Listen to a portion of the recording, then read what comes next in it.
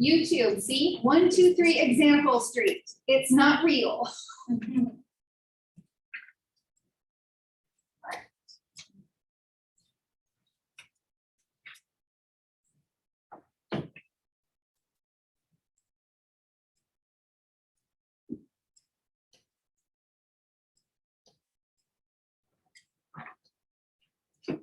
Maybe I'll just share screen from here and I'll have it all.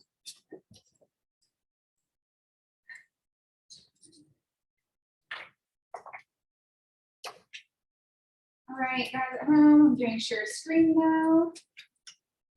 There we go.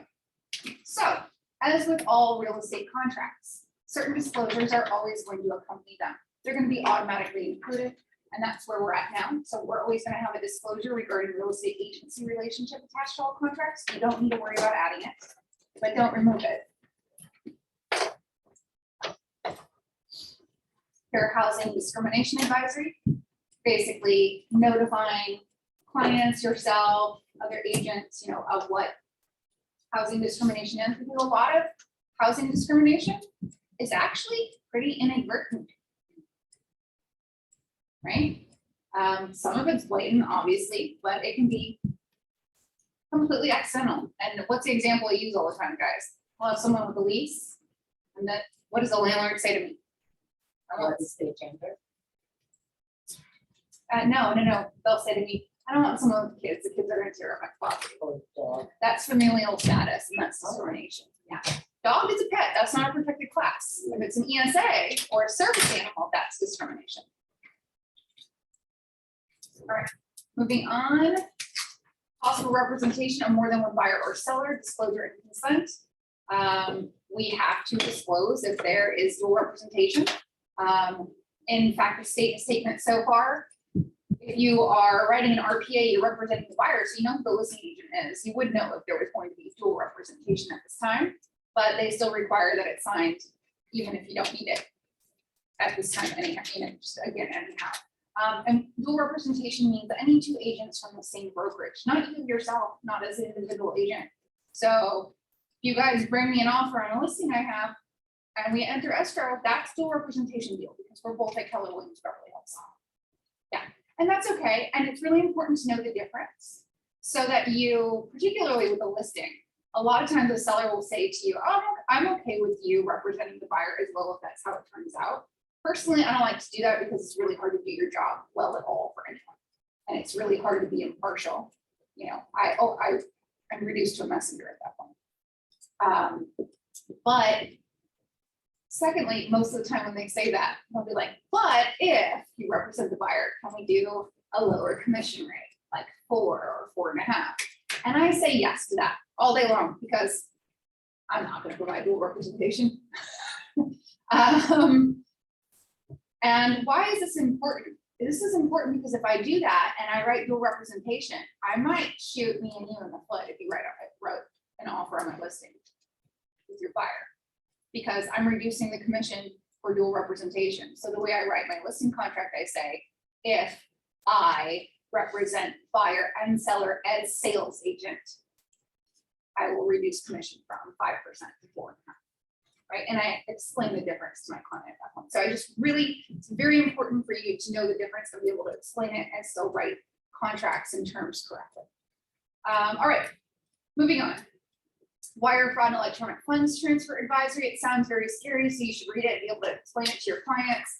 Basically, clients make sure that you get wire information from escrow, that it's actually escrow. It should come in an encrypted email. It's not legal to send it either way, and to pick up the phone and actually verbally verify it after Googling like the telephone number, publicly available for that escrow company, calling the escrow officer directly and going through those wire instructions. Okay, that's how we avoid that. Because once a wire goes to the wrong place, you're not getting that money back, which means there's no deal, and your client is probably crying somewhere. All right, here we are. California Residential Purchase Agreement and Joint Escrow Instructions. All right, also known as RPA.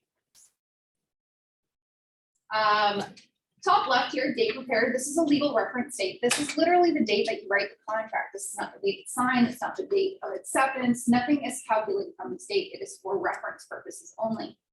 All right. Section 1A, this is an offer from. This is going to be your buyer's names. Make sure you check with your buyers and get the accurate names. Sometimes, someone's email has, their husband's last name, but they haven't legally changed it. Right, so you just have to be careful about that. All names of all buyers need to go here. And we can also have entity buyers. Okay, so entity buyers are things like LLC, trust, corporation, anything that's not a natural human being, okay? However, I want you to know that most lenders have issues making loans to entities and not to natural people. So, you might want to check with their loan professional if they're purchasing with a loan before writing it that way. They can always deed it, transfer title into that entity after close. But yeah, it's going to cause you some problems potentially if they're working with a lender. All right. There is some additional documentation if you ever are writing any contract with an entity client, buyer or seller, versus natural person. And that's covered in the contract at the very end near the signature lines, and we'll discuss that when we come to that section a little more thoroughly. All right, this property to be acquired is blank. So here's our address, right? In the blank city and county, and then zip code. None of these things should be blank, and I want you to be very careful about making sure you have the legal city name. Okay. So what is a legal city name for Sugar Notes? Any guesses? That's right, it's Los Angeles. Okay. How about Brentwood? Venice? Burbank. That's Burbank. Yeah, you guys know. Good job. So know which cities are independent. Okay, Beverly Hills, Culver City, Santa Monica, West Hollywood, Burbank, Glendale, Pasadena. Once you get down further south, like the beach cities are all their own independent cities as well. So that's Studio City, so that would be Los Angeles. Exactly. Yeah. All right, and then next line is assessor's parcel number, also and more commonly referred to as APN. All right, this is a very important number, and it should never be left blank. Why? Well, sometimes a property has an APN number but no actual address. First and foremost, in a legal way, the APN number identifies the property more than what we would identify with it, which would be that street address. Okay. Sometimes you'll run into an issue where you cannot find an APN number. This is a very rare instance, and you're probably dealing with either A, new construction, and that's fine, or B, a condo that is a lease, a land lease. So what that means is the HOA doesn't actually own the dirt upon which the building was built. So in that instance, there is no APN because you're truly just owning the condo box, right? You don't own the land. So, and that's okay too. That has a few complications. But if you're ever in doubt, before you just decide, oh, I can't find the APN, it must be one of these instances, call your title rep, not just title software. Call your title rep. You're going to want someone who knows what they're doing looking at official title records, okay? All right, moving on. Section 2, agency. So I already showed you the agency disclosure that's attached. It references it here in the contract. Confirmation. So here you're going to list out the brokerage name of the listing, or sorry, the listing brokerage firm and that DRE number. You're going to identify if that agent is representing the seller or both the buyer and seller. And then the seller, the listing agent's name and their DRE number here.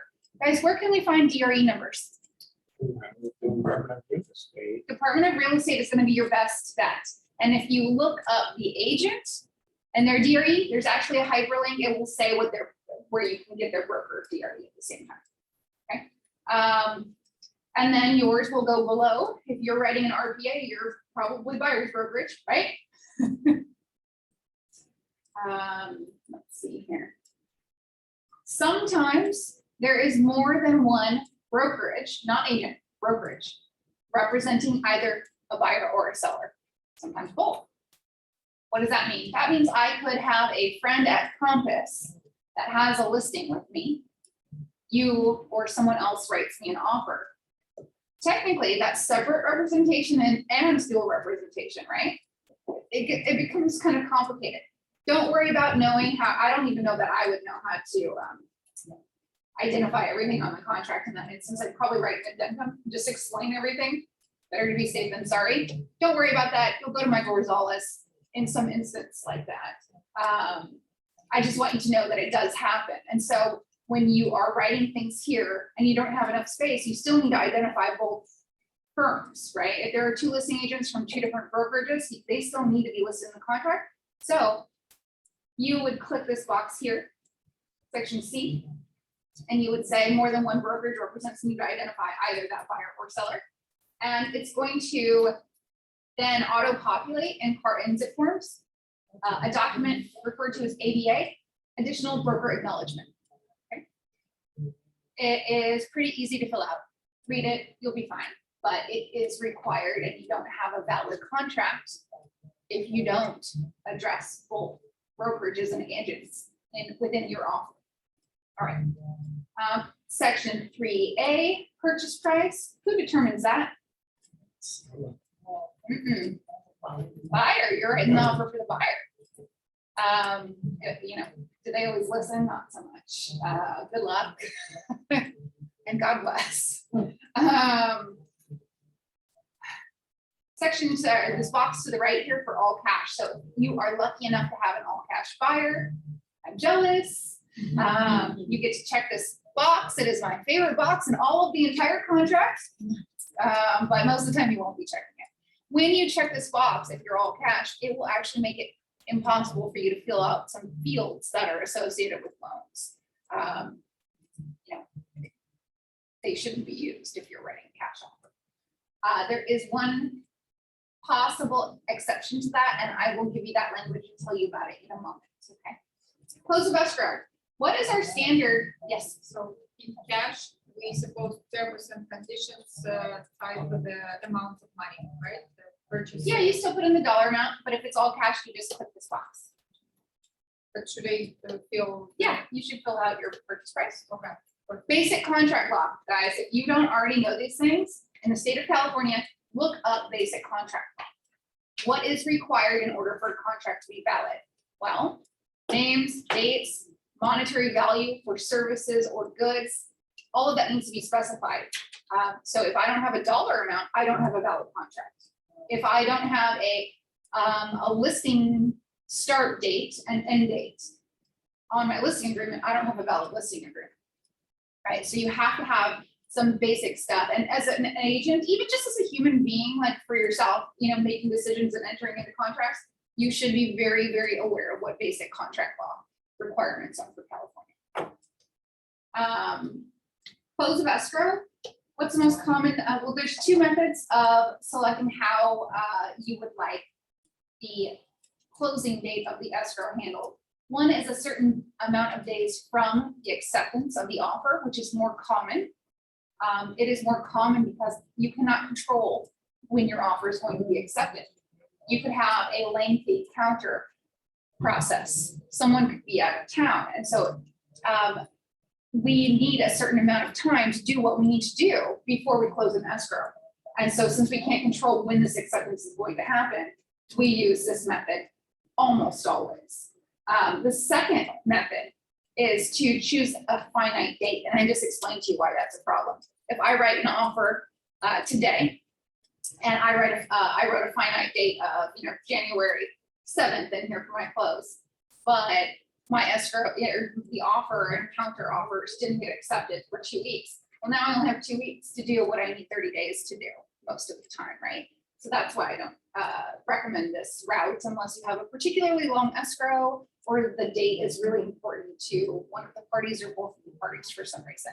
And even then, you should probably have some protection like an addendum in here that if escrow is not open by blah, blah, blah, closing date will be 30 days from close, something like that. You won't have to use that very often. Don't worry about that. I just want it in your head, like the concept of it. Expiration of offer. So the way that all of our offers are written, contract boilerplate, says that an offer expires 3 calendar days after all buyer signatures. Okay, so if I submitted an offer without altering this today, when would my offer expire, guys? Is it 3 business days or 3 days? 3 days. Sunday, That's right. What time? 12. Mm-mm. End of the day. Read the section, read C. Okay. What 3 time? calendar days. Oh, at 5 p.m. That's right. No, it's okay. I mean, read this over and over and over again. People will ask me all the time, how do you know that? And it is literally written for us most of the time. So the more you read this, and they change our documents all the time without telling us, the better you're gonna get at it, the better ideas you're gonna have. So just read your contracts, read everything, but particularly contract, and especially the residential purchase agreement, even more so than the listing contract. Teaches you a lot about what happens in a transaction and why.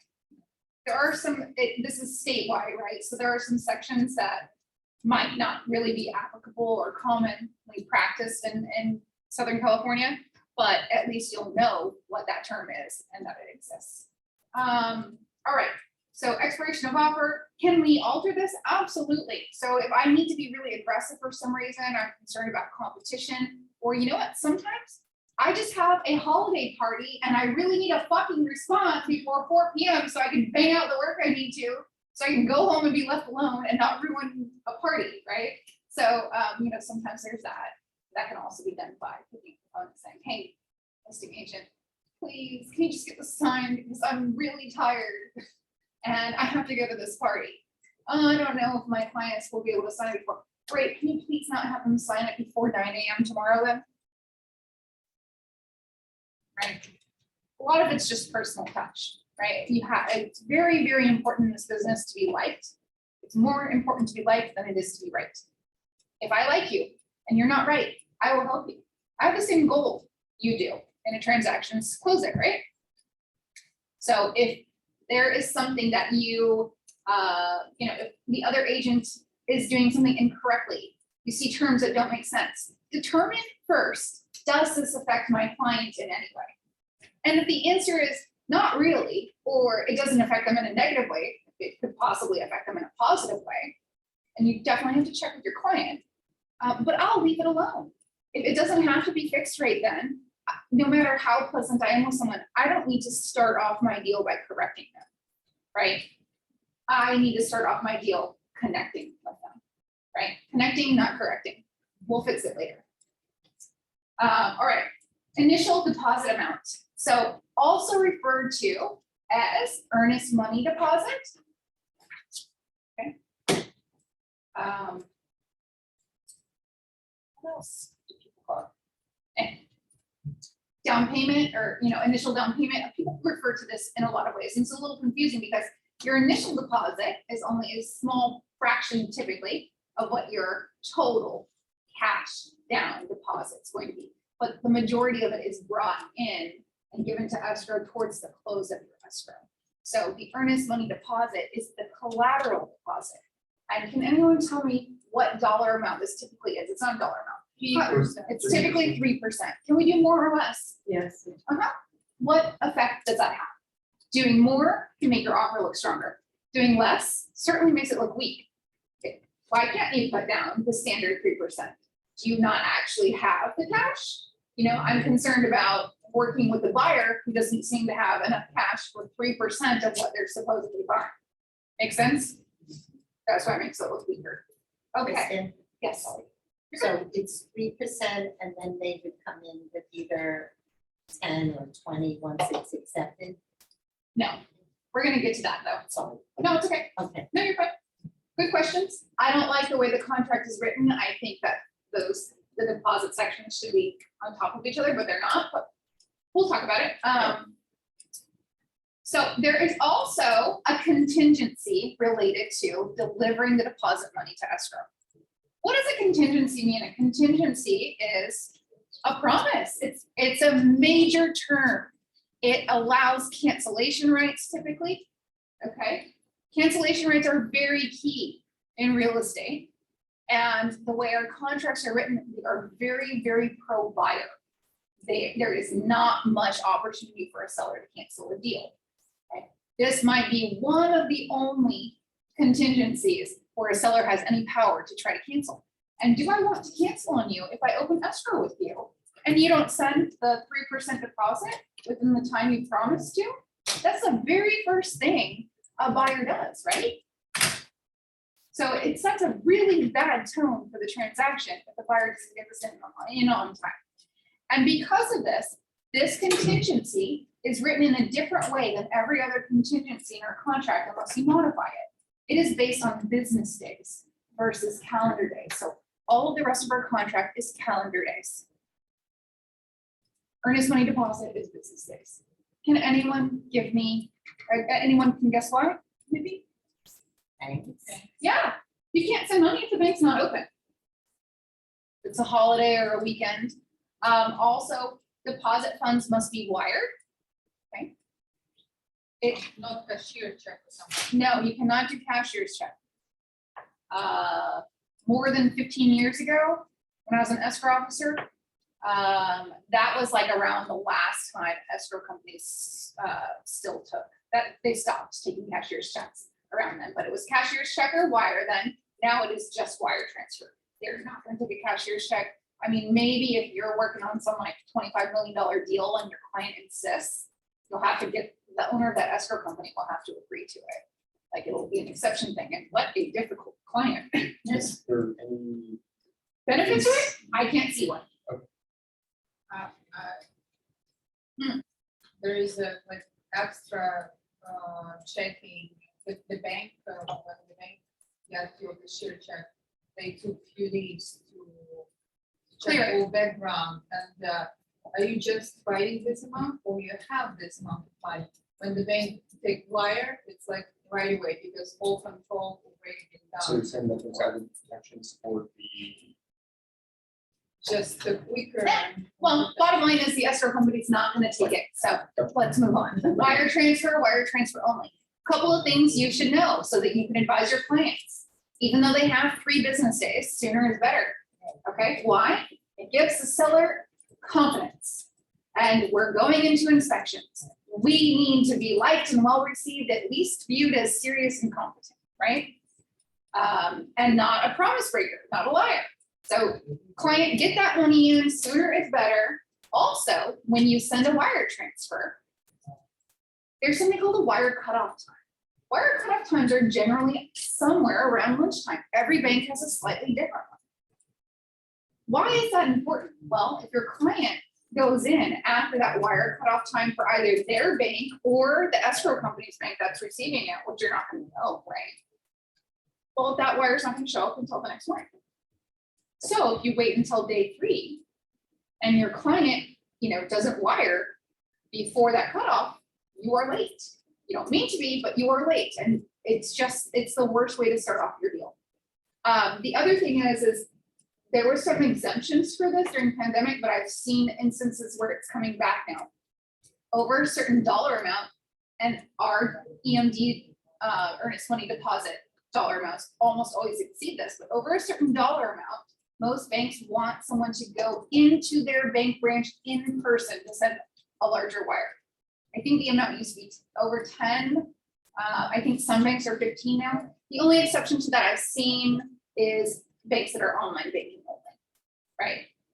But they'll take your clients around too. So just be careful. So get on. Oh yeah. Hey, Dick is anatomy, right? It's part of. Moby Dick. Sorry, YouTube. Thank you. I'm having too much fun with this. We're gonna go on a cussing rant at YouTube at the end of this video, right? So get your client in there, make sure that they know the wire procedure for their bank, okay? All right, increased deposit. What's an increased deposit? Increased deposit's an optional field. So if you wanted to, for some reason, offer to the seller, hey, we'll actually put even more deposit funds in after our first deposit. It's usually because they want to make your offer more competitive. They want the seller to select their offer for some reason, right? Why would they do this? They just want the property. So it can be any dollar amount, it can be any percentage. This is not custom, this is not standard, this is all custom, the way you write it. And there are two ways that deposits can be applied towards transaction. One, the way that our earnest money 3% is. That's collateral deposit. Collateral means what? Something securing something, right? Well, this secured money is available to the seller in the very, very rare instance of the buyer lists all of their contingencies and yet fails to close the transaction. It's not as simple as that. The seller doesn't automatically get it, but that's an advanced lesson for another day. So the first part deposit, the owner cannot use, the second part. No, like, no, this part, the initial deposit, the seller can go after, always. However, increased deposit, it can be handled as the seller can go after it or not. And it tells you right here about using car form DID. I don't remember what it stands for, but it indicates on this document, if you're doing an increased deposit, whether or not that deposit, those deposit funds are going to be available to the seller in that rare instance where the buyer fails to perform after removing all of their contingency protections. And let me tell you, I used to teach this a different way because it wasn't so clear what you needed to do. No one read and no one knew. So I would write increased deposits all day long, but I would never give them card form DID. Now, when you write this box, an agent that's receiving this offer is tipped off that card form DID should be there, right?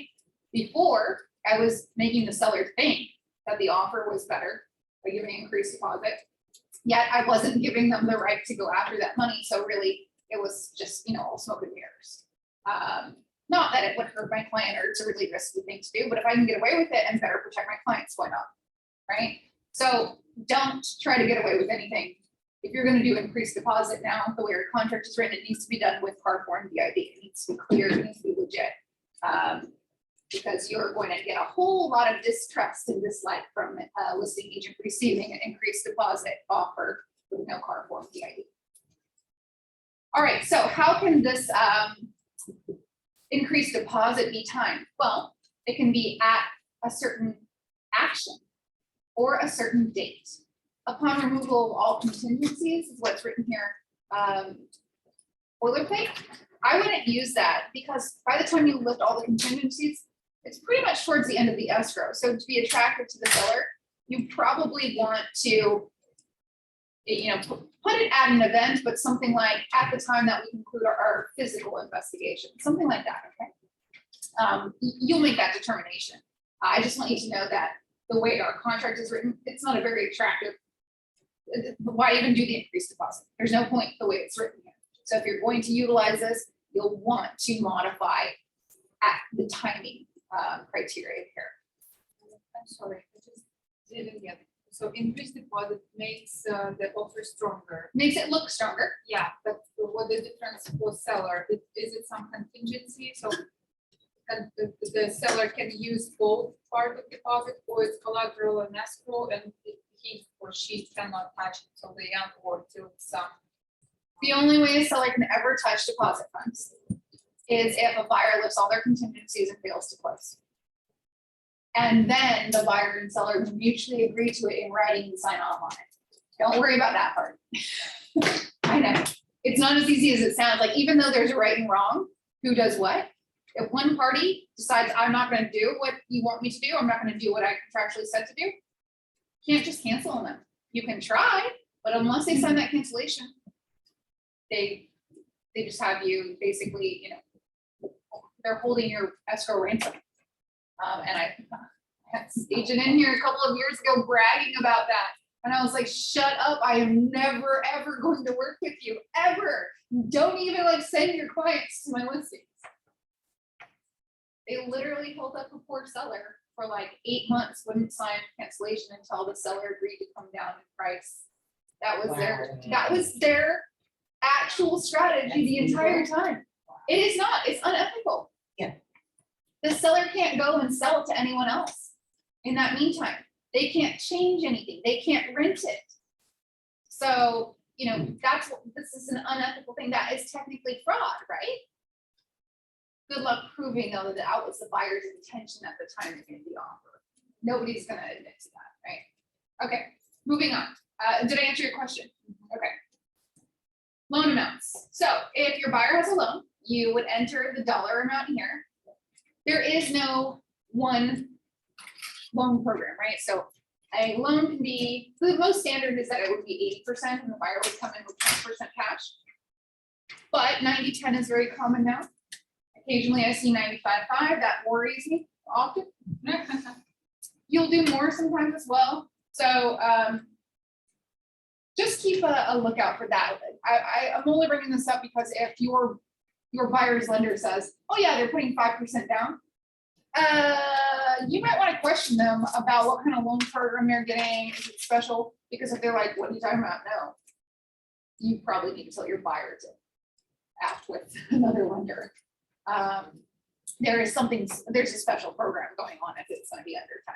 Like Alved or something. Yeah, something.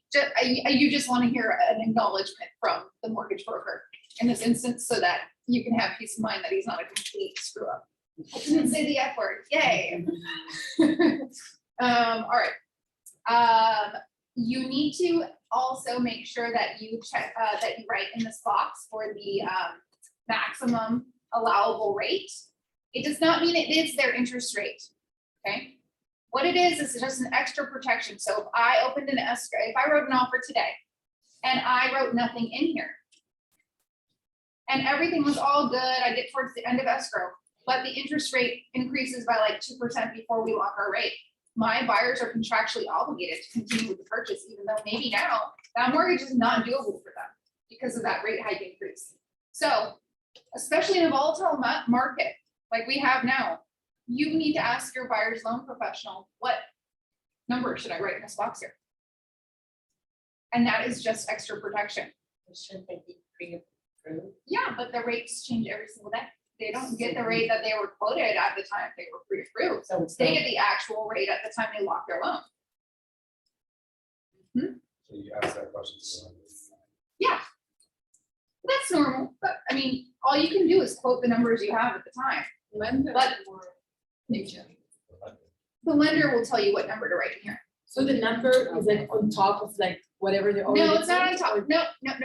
So if This they number added, is like, just saying four, the they- buyer does not have to continue this purchase. They can cancel legally and get their deposit funds back if the loan that they're applying for, if the rate exceeds this percentage. Protection for Okay. the buyer. It's So protection. if for the now buyer. I've got my loan for like 4%, if it's going up to like 6%, I don't need to get this house. That's right, Okay. exactly. Only if you still have what? Your loan contingency. So your loan contingency should never be lifted unless that rate is locked. In fact, beyond that, the only time you're lifting a loan contingency is when you have in writing from your buyer's loan professional that it is safe to do so. And a lot of them will use confusing language like clear to close. You never heard that term because that means nothing in your world, and it shouldn't. They're doing it on purpose to confuse you. When I get someone trying to talk circles around me, instead of answering my question, is it safe to lift the loan contingency? I write back and say, stop trying to pretend like I'm stupid and confuse me. It is a yes or no question. Is it safe to lift the buyer's loan contingency? Yes or no? CC buyer. can always get it right. Get it in writing, that's right. Or if, like, here's the difference, like a loan professional, they're never 100% certain. That's why a lot of them like to try to dance around it and avoid it, because an underwriter, even on the day you're supposed to fund, can come up with some random condition if they had a bad morning and hate, or they noticed something that they didn't see before, maybe a more honest reason they do it. That can always happen, right? But it's so rare, and usually you work through it and get past it and get it closed anyways. Yes. You may have just mentioned this, but where in the RPA do you acknowledge the loan contingency or? We're not there yet. Yeah, okay. So that can always happen, right? If there's any doubt, like that's up to your clients, right? So I love my mortgage broker because he's really honest and he explains everything. He'll be like, I'm like 98% certain, but there's this one little thing, this is why. I don't think it'll be an issue. This is kind of what I've done to make sure attention is not drawn to it with the underwriter. Even if it becomes an issue, it probably just delay us. We have this conversation together, loan broker, myself, and the client. The client is the one who ultimately decides if they take any risk on, right? If you are ever in doubt of, about what to do, remember that it's not up to you. You are here to facilitate your client's wants, and you have a legal duty of obedience to them. So if they tell you they want you to do something, and you're like, I can kind of do that, but I really need to do it my way too, you are breaking the law. You are breaking your fiduciary duty requirements. Okay, so I constantly am asking for permission. You know, yeah, we can absolutely do this. I don't know that it's the best way, or I'm not sure which one's better. Can I try a little bit of both? Most clients aren't going to have an issue with that, but if you don't protect yourself and something goes wrong and it is found out that you didn't carry out your client's wishes the way that they wanted to, you have liability, right? So just be careful. Treat them like you would want to be treated. You would want to know what's going on in your most, you know, important purchase or sale that you work on, right? Right, moving on. Additionally, financed amount. Sometimes people purchase property with more than one loan. Most of the time, we don't care about this because we don't usually find out about that option until we're well under contract. That's fine, no big deal. But if for some reason you need to disclose it, it would be filled out just like the loan amount would. All right. Occupancy type, the way our contract is written, it is for owner occupied primary residence purchases unless you alter it. So if it's going to be secondary, meaning what? Secondary means it is just for them still. Okay, but it is their secondary primary residence or their vacation home, whatever. Investment means what? They do not intend to occupy and live there. It is meant to what? Rent. Generate income, that's right. Do clients lie about this all the time? They do, because they get a much lower interest rate for primary residence purchases. I want to know nothing about it, and I make that extremely clear. What I don't know doesn't matter. That's between them and their loan professional. That's why they have a loan professional. I'm not that person. All right, moving on. Then we have balance of down payment. So we talked about that earnest money deposit that's typically 3%. So let's use an example. We're putting 20% down on a loan or on a home purchase, sorry, and we're getting an 80% loan. Well, if I've already put 3% in for my earnest money deposit, that means I have 17% left to bring in. And it happens just a few days prior to close. And so I'll calculate the 17%, and that 17% should match whatever number is here. This number is going to auto-generate because you've already filled in all of the other finance terms. You double check your work. And then also always triple check. This will get auto calculated for you as well, the purchase price. And fantastic. But make sure you look at it because any error here is a massive error that could get you in a really bad position. You know, fired from working with your client or at a bare minimum laughed at, right? None of these things are good things. I love to add one too many or not include 1, 0. I am the queen of one too many or one too few zeros. So this is always my, you know, like pulse check on myself. Did I get this right? Even if I don't get anything else right, this needs to be right. I mean, everything in this contract needs to be right, guys. It's very serious. It's the most serious document we will ever work with. So like I said, if you study nothing else, this is the one. This is the one to master. All right. I have a question, or should I wait? I have a quick question. Can you hear me? Can you hear me? Oh, yes, I can hear you. Okay, so based on what you just said, so D1 is 3% of the purchase price. And then you put in 80% of the purchase. Let's say it's 800,000, it's $1 million, 800,000 is the loan, and then you put 80% of the purchase price, and then it auto-populates. So where does the Right now, 17 and the 3? look at the screen. I'm gonna do it for you right now here. Oh, okay.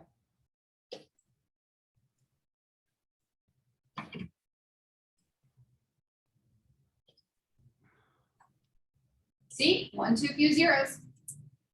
Oh, I see. Okay, now see, it calculated this for me because it knows what these numbers are once I filled in these. Okay. Yeah. So the 3 and the 17, yeah, I was wondering about that earlier. Okay, perfect, thank you. Yeah, you're welcome. Wow, like, let's see what happens if I try to do something that messes it up. Yeah, it works correctly. Okay.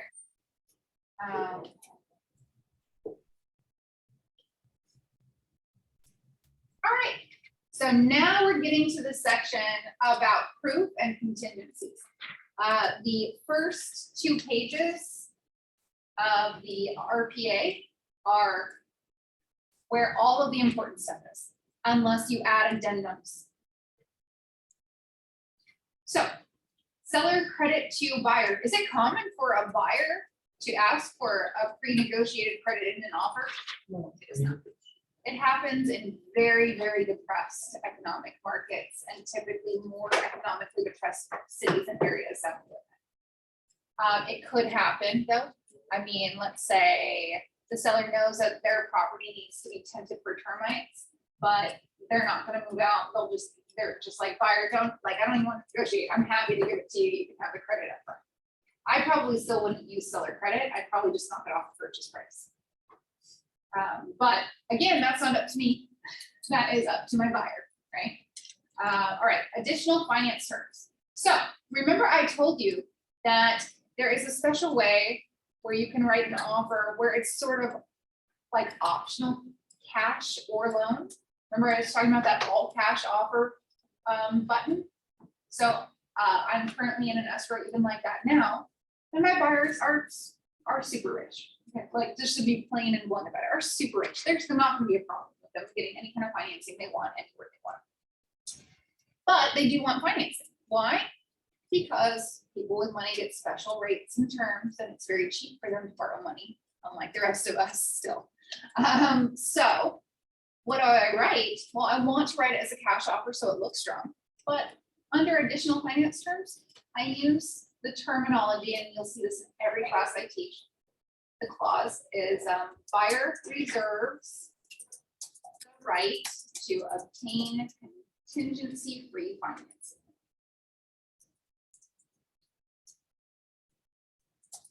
I really like doing the teaching directly from card forms like this.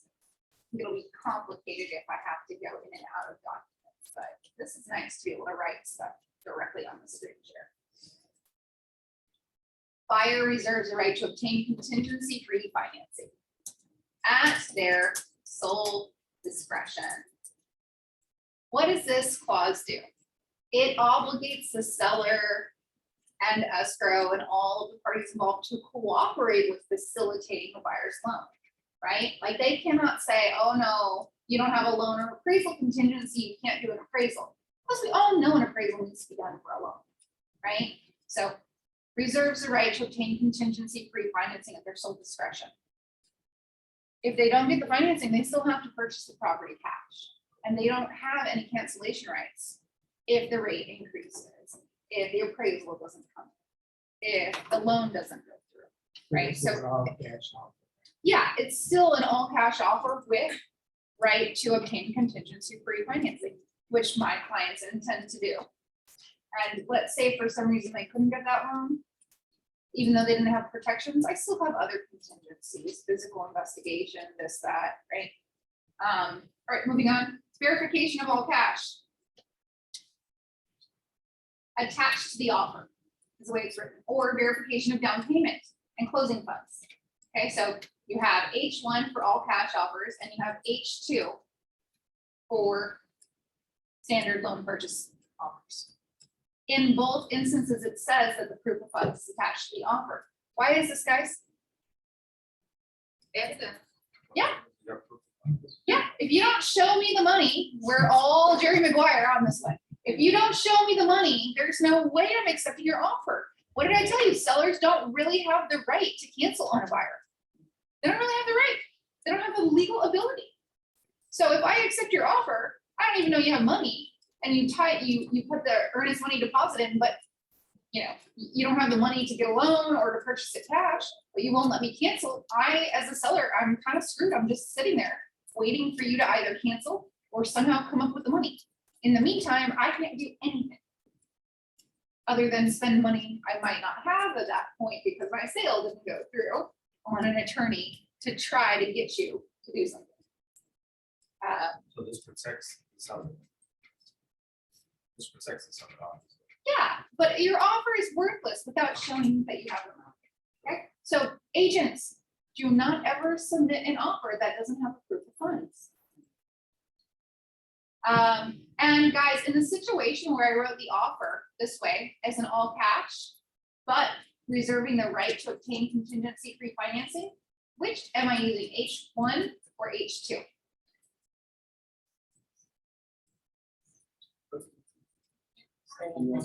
Yeah, if I'm writing an offer as an all cash offer, but I'm going to use this clause that my buyer reserves the right to obtain contingency free financing, would it be H1 or H2 that would apply?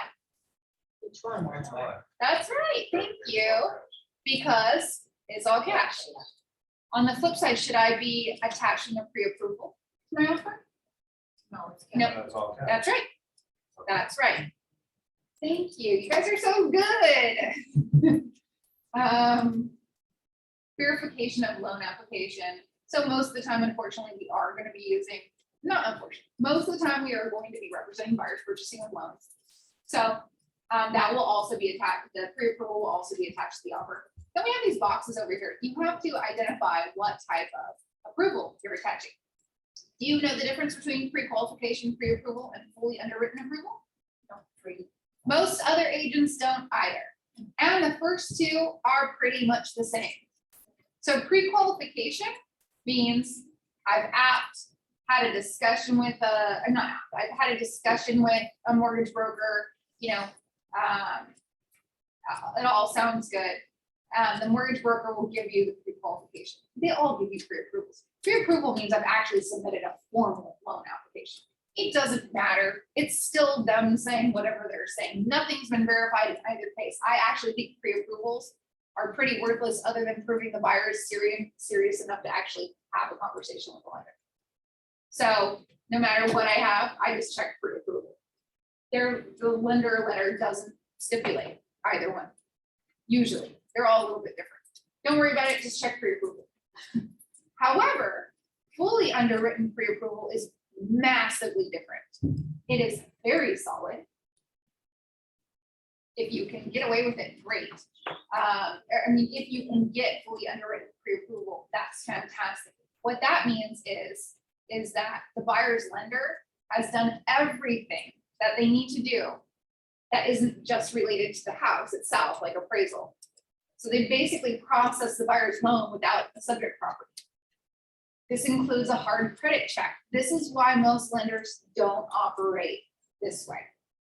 Is because every time you pull hard credit, a buyer's score goes down.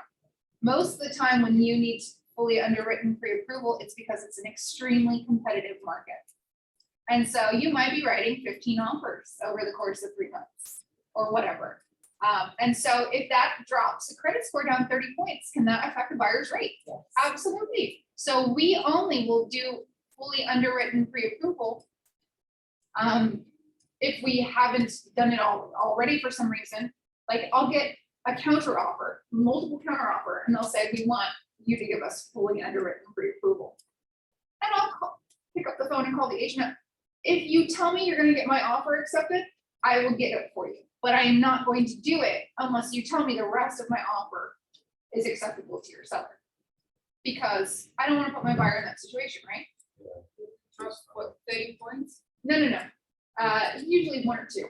Oh, Yeah, but if this happens too many times, and sometimes it is just a point that I mean, all it takes is 1 point to affect someone's credit category.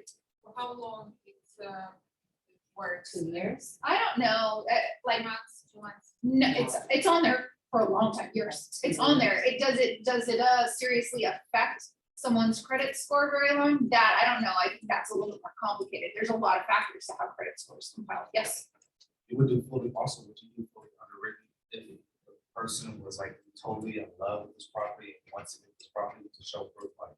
Yeah. Hey, I really Yeah. I want to go with this. Uh-huh. This is my dream. Yeah. Yes, but I wouldn't use that strategy in an instance where they already have 15 offers, unless that listing agent's telling me, yeah, I have 15 offers. They're giving me really good information. You know, I've got 1.8, and I don't know if it's worth it or not, Kristen, but the seller's magic number is 2. If you write that for me and give me, I pre-negotiate it, unless I believe that my offer is going to be accepted this way, I'm not gonna put my buyer into that situation. That made more sense. What is the difference between pre-qualification and pre-approval? A loan application. Don't worry about it. Nobody knows. You don't need to know, just check pre-approval. Yeah. Final verification of condition. What is this? Same condition as it was. Buyer walkthrough. Is Final, that the V? yeah, the VP, verification of property condition, VP, there's a hard form, zip forms. Which number is it? VP. J16. That's the final walk. Yeah. Exactly, it's, yeah, commonly referred to as final walkthrough, and you will always need a document called verification of property condition related to this contingency term. It's not a contingency, sorry, contract term. And even if the buyers don't want to do a final walkthrough, there's a box saying that they waive it, but they have to sign. So there's always this document associated with this. And people call it final walkthrough, even though the state uses verification. COPE. Close of escrow. Oh. Yeah, I guess I never really looked at it because I came from escrow background, like acronyms are like our language. And so I didn't like, that's a little confusing if someone's not really familiar with the real estate terminology. Assignment request. Do you guys know what an assignment is? Means that you may assign someone else to take a step in your place. There are legal types of assignments and there are illegal predatory types of assignment. So legal assignment means, oh, you know, I'm buying this property. Oh, but hey, actually, my parents are gonna go on the loan because my rate could be way lower. Can we please add my parents, you know? Or, you know what? We're gonna actually do the loan through my trust. So I'm assigning it to myself, right? I'm the same party, just as an individual and the owner of a trust. What is a predatory or fraudulent type of assignment? What is the terminology? What does someone call themselves in real estate who does this? People literally do this for a living. And people are so stupid that they don't even realize it's illegal and they brag about it. They're called wholesalers. Wholesalers. What they do is they go around and they lock sellers up under contract and get into escrow. They've never had any intention of buying that house, but they got it for a good deal somehow. So what their intention is because a seller can't cancel, remember, they're doing that potential holding hostage bullshit, or at least damaging the seller, right? Falling out of escrow, that doesn't look good for a seller. People don't care what the reason is. They're trying to sell their escrow to someone for profit. So if I put in an offer at $1 million, I think the property's worth 1.2. I can go shop around town to developers or other people and be like, hey, I got this escrow for this house at 1 million.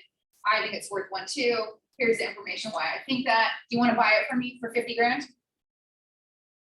How can you sell something you don't own? You can't. So that is an illegal activity, 100% illegal because it's fraud. Okay, so On this market, I've seen a lot like that. Yeah. Especially like How does it sound bank to balance. how does the seller protect themselves? Hopefully they have a good agent who knows better. But most of the time, Why he should protect himself? sell, if he agreed to sell for under the million. What are you so talking about? Win-win situation. I disagree with that entirely. Yeah. So the seller can't really do much about it because they wouldn't have accepted it if they had any indication that this person wasn't for real, right? I mean, word gets around about these things. Another reason, like, I never recommend dual representation because this wholesaler is either an agent or probably has another agent in on it with him who's advising the poor seller, right? So, I mean, it's just a bad situation all around. Anyways, chase those people off, tell them it's illegal, make fun of them, make it, like, these people come into parties and brag, and I'm like, oh, you're bragging about criminal activity, committing fraud on poor unsuspecting, like, little old ladies? Ew. And I'll walk out of there, ew. Please, join me in this crusade. We don't want people like that in our industry. Why do you think people, they're like, ugh, real estate agents and attorneys? It's because of people like that. All right, moving on. My tangents. Loan contingency. All right, so what is standard time frame for loan contingency, guys? Sometime between 14 to 17. 14 to 17. From what? What am I talking about? 14 to 17 what? Days from acceptance. So if my offer gets accepted today, tomorrow, 12/9 is day 1 of whatever contingency time frame I negotiated. If I have 10, then tomorrow is day 1 of 10. These are calendar days. These are calendar days, yeah. Only the earnest money deposit is business days. All right, 14 to 17. However, if you're ever going to write lower than 17, you do not do so without making sure your buyer's loan professional is able to operate within that time frame. That is not up to you. That's like someone coming to you and saying, get to Paris within an hour. I'm just not capable of doing that, right? It doesn't matter what I did. It doesn't matter what technology I have that exists. It's not possible. So don't put your lender in that situation. Same thing with appraisal, only it's a little bit more complicated. Appraisal and loan contingency are related. I wish they were flip-flopped. I wish it was appraisal first and then loan to illustrate purposes better. In order to get a full loan approval, you have to have what? Right? Yeah. A fully reviewed and at or over value appraisal. And there was so much fraud committed, particularly like our last crash, 2007, I think it was the most rampant. No, we didn't fully crash till 8 and then 9. In any case, so much fraud. So what did banks do to avoid this? They created like a separate entity at their bank that doesn't talk to anyone, that can't be influenced. It's supposed to be like, like a jury, like a trial jury almost. Like no one's supposed to be able to talk to them, to get to them, to influence them. And all they do is give them the appraisals and the information about the house and ask them, even above and beyond what the appraiser said, to verify all of that and make sure it's legitimate. Only once they're internal and supposedly, completely unbiased and impregnable internal appraisal review department says yes. Is it a yes?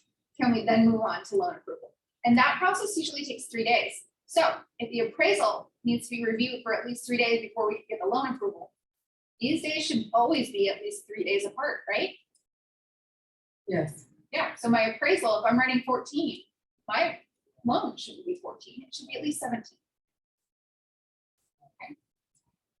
My favorite way to do it is 10 days for appraisal and 14 days for loan. But again, I can only do that if my buyer's loan professional says that they're able to operate within those time frames. I am not the boss in that department. If any lender tells you that they need more than 17 days for a loan approval, tell your buyer they need to find another lender. Something is wrong. Or maybe your buyer is not actually able to purchase. You need to find out what's going on. You said yours was 10 days for appraisal and 14 days for loan approval? Yeah, but again, I can only do that if, And not only, even if the lender says they can do it, like unless the buyer is working with my preferred lender, someone I know and trust, or a big name I've worked with before, I'm a little skeptical always, because the lender is oftentimes one of the biggest liars. They cause issues. I don't even know if they know they're causing issues for me. I don't know what's going on in their head. I don't know if it's stupidity or lack of care or both. They also work in many different states, so there's different regulation in how things are done. But if I have any uneasiness about them, I don't go for the gold on it unless it is the only way I can get a deal. I try to operate on the side of caution because I need to protect my client. Yeah. Okay. Investigation of property. Also, very commonly erroneously referred to as what? Title? Physical. People call investigation contingency physical contingency. That is wrong. I'm okay with them not knowing the difference, so because sometimes contractually I can use that to my advantage. Let me tell you why it's wrong. You can look at a document called the contingency removal form, and you'll see under investigation of property, there are several options. There are several portions to investigation of property. It doesn't just mean the inspections that a buyer has. It also means insurability, looking at the title report, basically all investigation that a buyer is going to conduct independently. It can be permits, it can be lot line, survey, it can be anything. So when people say physical, it's wrong because if this is physical, this is investigation. And this is always the example I use. Physical is just one finger on the hand of this contingency. Does that make sense? Okay. So let's use correct terminology unless we're purposely not. Know the difference. Because if someone counters back and says physical contingency to be 10 days, I'm fine with that because they didn't alter my investigation contingency. So I would never use this argument unless it was a do or die and I had to protect my clients for some massive reason. But at the end of the day, it's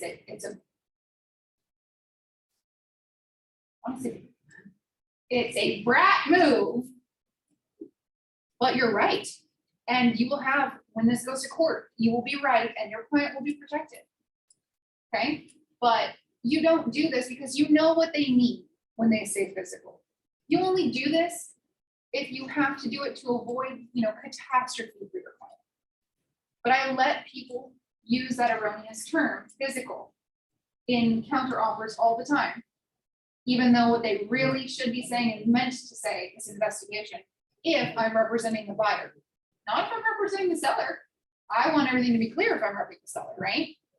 Some ambiguity that might protect my buyer when I'm writing a buyer offer, that's okay with me. But just know the difference. Look at contingency removal form, guys. Look at all of the things on there, but particularly for investigation contingency, look at the different parts that are on there. Okay, moving on. Informational access to the property. So people think, or particularly sellers, buyer can't come in anymore because they've gone through all their inspections, they've looked at their investigation contingency. That's not necessarily the case. If I only have an investigation contingency of 10 days and I lift it, contractually, unless this section underneath was altered, sorry, here. Unless this section here was altered, my buyers can go into the property anytime they want for up to 17 days from acceptance of the offer. Review of seller's documents. Oh, just so you know too, this happens often, and they'll do this with you if they know you're a new agent. A listing agent or seller might try to bully you into not doing inspections when you want to. They're not allowed to do that. The seller has a contractual right to have inspections and investigation anytime any reasonable time that they want. Basically, don't ask for 4 a.m. or 8 p.m., but reasonable business hours like 8 to 6. Sellers should not be blocking access at any time. Sometimes it's something like, oh, well, it's my son's, 16th birthday and we have a big thing going on the day, and no. Okay, fine. Just send me an extension of time addendum giving me, we're going to extend our investigation contingency to 12 days from the time I offered you because you're blocking the access. Make sense? I'm totally fine with that. just give me this extension. If you're gonna block my access, then you have to grant me the additional day or 2 or whatever it is. Within 10, right? When the corporate's within 10. No, so, but anytime. They can block access on a vacant property, right? The listing agent cannot want to do it or be lazy or be double booked. Let me tell you, there are gonna be times you need to be in 2 places at once. And you have to. And you're legally obligated to be. You need to have a very good friend in this office, always in your own brokerage. You need to have a very good friend that has your back and will bail you out, and you need to do the same thing for them. You probably need more than 1 person like that. You'll probably need at least 2, but if you don't have that, you will not make it. You will make it. You will not close as much as you can in this business. You will not make as much money as you should be if you have 1 or 2 really good friends that have your back here. So, yeah, no blocking access for inspections, no letting someone block you. In either instance, you know how to handle it. Make your friends. Review of seller's documents. What does that mean? This part really,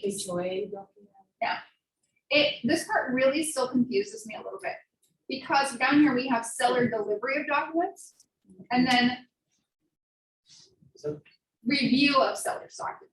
So the seller delivery of documents is the time frame in which they have to give me documents they supply, disclosures, but also some other things like reports that are, this is too advanced. I don't know how to explain Like the this. RSE, What's that? is that the RSE? RSE. What's RSE? Like what you were just referring to, just like reports like, Oh, NHD, I think you mean. okay.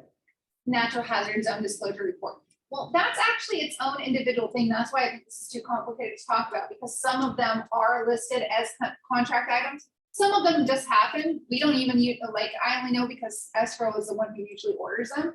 Like, there are a lot of reports and documents that are required that you probably don't even know exist, which shouldn't be happening because escrow should be giving them to you for you to review and make sure that the other side gets them. But you know, it is what it is. So you need to know what those are. But they're going to be different city to city. So we're not going to review this. I just want you to know that don't assume you know what is required from the seller in any deal, unless you know what the requirements are for that city, unless you know that for a fact. And who do you ask? You ask a mentor, someone like myself, Michael Rosales. But even better resource, you know, Pele here, an escrow officer, they always know. They always know everything. Okay, an escrow officer knows how to do your job better than you ever will. There's just like the disconnect is getting the clients. Otherwise, they'd be doing our job. That's why I'm here. It is a thankless job. And that escrow is a thankless job. Oh yeah. Oh, you are bullied and mistreated. Most people have no idea what escrow does. And everything gets blamed on them. Whatever. It is what it is. Hey, it got me here. I was able to get out of it. I only did it because I didn't think I could get the clients. I was too shy about it. That's true. I once helped Sharon Sharp, which ends through a friend, and people would call screaming, Oh yeah, like abusively. they're abusive. Yeah, Yeah. they don't understand what escrow does. Escrow runs your heaven and earth. They can move mountains for you. Be nice to them and make sure you tell your clients to give them what they ask for right away, so that they don't have to stay at 11 o'clock on a Friday night to fix, you know, to make a miracle happen for them because your client was too lazy to give them a document they've asked for 6 times 2 weeks ago. You know, so just tell your people to treat escrow well, and not to ask for a discount. Those poor people are paid the least amount of money in a transaction. Okay, stop asking them for a discount. They also have to share money with their escrow broker. Okay, like be nice. Just be nice to escrow guys. A good one, you won't even know, but a good one is going to support your business and your referrals in ways you'll never even know about, but it'll be good. You want your escrow people happy. Believe me, there are plenty of them that won't be nice to you no matter what you do. You won't always get to control who escrow is, especially if you represent the buyer, usually the seller directs. So you don't have enough of those people who don't care about you. Anyway, be nice. Yeah. If there's a relationship between the escrow company and the buyer's brokerage, And like there's a disclosure that's, acknowledging that, There has to be disclosure, yeah. of course. Then is it common for a discount to be asked for, to be requested? Is it common? I mean, look, like even yesterday, I asked the girl that I give all of my escrows to for a massive discount because, not even for my client, because the seller was so cheap, he was opening escrow up because he was shopping around for the best deal. And I was like, girl, can you just give him your So bargain you can basement just price? Like, I don't care. You move don't have to do it for my client. I just need to move forward. Yeah. Yes, but is it standard? No, it's shitty of me. What if someone said to you, hey, can you just slash your commission? No, I understand. Yeah, Um, yeah, it's not standard. What they're supposed to do though, is they are supposed to provide fair, equal, and impartial service. And so if you find out that an escrow officer is giving one side a discount but not the other, that's not technically legal. Unless the parties know about it. Like in my instance, my buyers knew that I was asking my escrow officer to do this. We don't care about a few $1,000s on a $9 million property. We care about the 2 days we're losing because the seller's being so cheap. How would one party not know about it? Would that language be reflected in like the closing Now, doc? the buyer doesn't see the seller's closing documents and the seller doesn't see the buyer's closing documents. There's confidential information on there. They're separate. Buyer and seller are completely separate in the real estate world. The only person who would see both sides of a closing statement would be escrow or a lender. And they don't care about the buyer getting a discount equally. Yeah.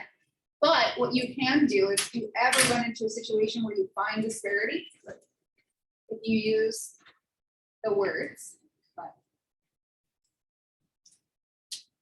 impartial, fair treatment, and neutral third party. You throw out those keywords and escrow officer is gonna bend over and do whatever you want to immediately. Why? Because they're violating the one basic fiduciary that their entire job is platform. Don't say it one more time. That's the- Yeah, so they're supposed to be legally a third neutral party and provide fair and impartial service. If they're providing a discount to one side and not at least offering it to the other side, that is not fair and impartial, is it?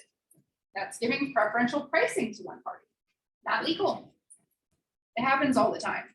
I just want you to know if you find out about it, and usually it'll be some idiot agent that lets it drop accidentally. You'll hear it in passing or whatever. I don't know. But yeah, you can do your way that way.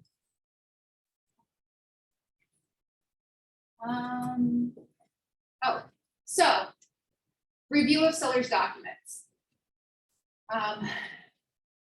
This is how long the buyer has to look at and consider and ask for more information after, based on what is provided to them by the seller. 17 days is a really long time. This used to be a shorter time frame. I think it was 7 or 10 before. I don't know why when they redid our contract this year, they put the 17 days in here, but everyone's countering it out now. Sometimes I can just get an acceptance instead of a counter if I remember to shorten this, but this really shouldn't be longer than 7 to 10 days. You don't need 17 days to look at the seller disclosures. You know, So even at 7 to 10, I'd probably put 7. even 17 days would be a loan officer. This has nothing to do with the loan officer. Oh, 17 days for review of seller's documents. It means like the disclosures and reports that the seller provides to the buyer. 17 days to do what? What do you need 17 days to read some documents? Right. You don't. Big documents like HOA docs and things like that, that's a separate contingency. We always leave those alone anyways. Those are your big fat documents. I'm just saying, you're probably gonna get a counter. So just know like 7 to 10 is pretty standard. Most people don't really care, but it's a contingency. So it means that the buyer has a right to cancel within this time frame. And so does the seller want a buyer to have 17 days for something that doesn't take 17 days to do? No, right? It's like when my partner says, how much longer until you're ready? And I know it's going to be an hour, but I tell him 20 minutes. I tell him 20 minutes because it's better, right? Yeah, it's a joke. Sorry, I'm confusing everyone. No. All right, review of seller's documents, preliminary title report. Okay, so again, 17 days is a really long time. 7 to 10. Common interest disclosures, that's HOA docs. Leave it at 17, that's a long time. Why is it a long time? Well, HOA management companies suck, they're slow, hard to get a hold of, they require payment upfront, and they don't like to do their job. It's hard to get stuff from people like that. That's what it is. Review of liened or leased items. You probably should have reviewed this before even making an offer. What's a leased item? Something that is permanently affixed to a property, yet it is not owned by the owner of that property. It's most commonly solar panels. It can be other things. So if you see those things, one of the first questions out of your mouth, the listing agent should be, are the panels owned or leased? If they're leased, are they transferable? If they're transferable, what are the terms? Because transferable means the buyer has to assume that. So you want to make sure the dollar amounts and the terms are acceptable to the buyer. And then if it's not assumable, well, the seller will have to pay that solar panel company lender or whatever off before they can sell the property. I have actually seen an instance where the dollar amount was so high, the seller couldn't sell. They wouldn't have ended up with enough money to pay off their existing mortgage. In LA, wouldn't you also want to transfer the name once you bought the property? If it's propane or, Oh, it's actually recorded on title. You have to change the name. But in the instance where it's not transferable, well, either the seller has to pay it off or the buyer has to be willing to pay it off through escrow prior to close. So, so yeah, you just want to know, and that's really rare instance. Obviously, that's predatory. So the government has stepped in to make sure stuff like that doesn't happen to poor little old ladies anymore. What else it might be?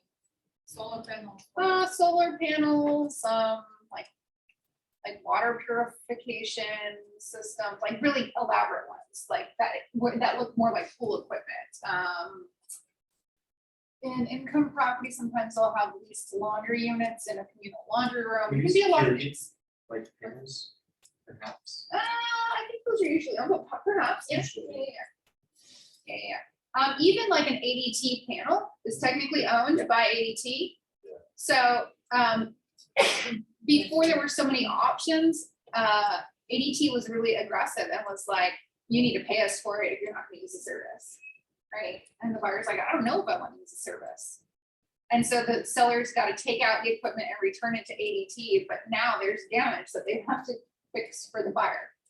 And maybe the buyer wanted it, they just don't know yet. Now it actually costs ADT more in order to like process through that information of what's been returned. They're like, just do it. So you don't really have to worry about that as much anymore. But yeah, there are instances. About couches. No, permanently affixed item. Oh, yeah. That's the definition of what's included by what? By contract. Unless otherwise specified. And there's a section in the contract that we're gonna come up on very shortly. It goes over that. Okay. Sale of buyer's property. I'm not gonna go into this. What this is referring to is what we call a contingent offer, which I know is very confusing terminology because we have so many contingencies in every offer. We have contingencies even in contingency-free offers. What a contingent offer means is, seller, I want to buy your house, but I want the right to cancel if I can't sell mine. And that can be unattractive or attractive. There's a whole really elaborate form that I barely can understand, even when I read it over and over and over again. I taught a class on it, I think last month sometime. It's called COP. It's right here. Super complicated form that goes with it that identifies those things. So it's like, oh, seller, it's contingent, but you know, we're in escrow and the buyers have lifted all of their contingencies. Here's the contingency removal, like providing proof of why seller, you should look at my contingent offer, but it's much more solid than, you know, a contingent offer where my house isn't even on the market yet, or it is on the market, but it's been on the market for 3 weeks and I have no offers, right? Clearly, something's wrong. That property is probably not gonna sell. So me as a seller, why do I want to take that buyer's offer? Once I'm locked up under contract, unless they fail to perform on something, I can't cancel, right? They don't sound very solid or like a sure thing. Well, the only time I'd really consider an offer like that is if no one's making an offer on my house. Nobody else is, so let's entertain these guys. Why not try, right? Anyways, that's contingent offer. That's a whole other class. Time of possession. So when a property when an escrow closes, what happens is the grant title is transferred on a document called the grant deed. It's called recording. It happens at the county recorder's office. Title facilitates it. However, possession is different than ownership. Because recording can happen anytime during business hours, ownership can happen at any moment. In fact, most of the time we find out, 20 to 60 minutes later than it actually happened. So we just set a contractual term for the time that the buyer actually gets to have the keys and go into that property when it's there, since we can't control it. And the way it's written, it says 6 p.m. Or sorry, no, it says upon notice of recording, or you can do 6 p.m. I don't know about you, but sometimes I'm in the restroom. Sometimes I am eating. Sometimes I'm teaching class. Sometimes I'm in another appointment. I always say 6 p.m. because if I can get to it sooner after recording, I'm happy to get the keys over there. But I also need to buy myself some time to be in legal compliance with delivering possession of the home when I have other things to do, or I might be on the other side of town, right? I might not have brought the key to the office with me that day. I need to go home and grab it. I messed up, right? Yeah. It's literally the moment when we provide the keys from the. That's possession, yeah. Seller occupied or vacant units. Sometimes we do something that's referred to as a rent back or a lease back. What it means is that an escrow has closed, and yet the seller, the previous owner, I like to use the terminology previous owner and new owner in this instance. Previous owner is still living there. They've sold their home, they have the money, but they're still living. Sometimes it is for consideration, sometimes it's for money, sometimes it is for free, but be considered collateral, usually in your negotiation of the deal. This is very common. Why? A lot of people need the money from their sale before they can move on, go into their next move. Yeah. And this is how we keep ourselves out of a situation like England has us. They don't do lease backs, they don't do rent backs. And so they have this domino effect of like 20 buyers and sellers trying to buy and sell. But the seller has to be out, I think, for loan purposes or something like that on the day that it closes. They don't have a place to go yet. So if one domino, this whole set, goes sideways, they're all fucked. I didn't say that. They're all screwed. So this is how we avoid that. We need to get the seller their money so that they can move on. This is the only way that they're going to sell or it's going to work.